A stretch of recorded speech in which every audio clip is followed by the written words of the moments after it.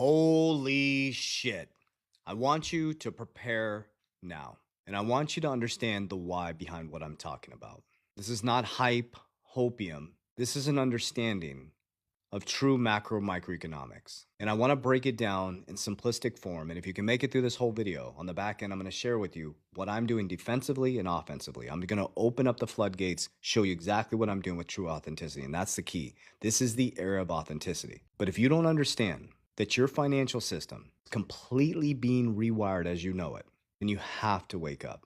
Now remember, this is my research. Do your own research. I'm only going to tell you what I'm doing. Make sure you always trust, but always verify.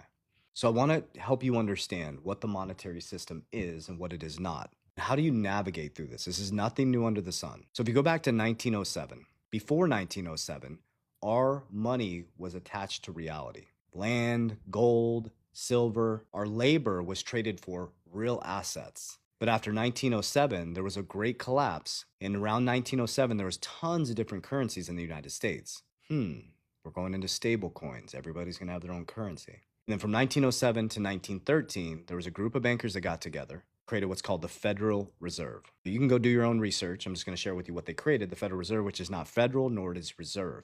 So they're not part of the government, and they don't have reserves. But they were here to control the money supply and job markets. Now, their reasoning was because there was too much variance in everybody having different currencies. They wanted a centralized system. In 1913, they created Federal Reserve on December 23rd, 1913, when everybody was away for vacation, the holiday. So after 1913, the Federal Reserve took over. And after 1913, your labor went from income in real assets to monetization in debt.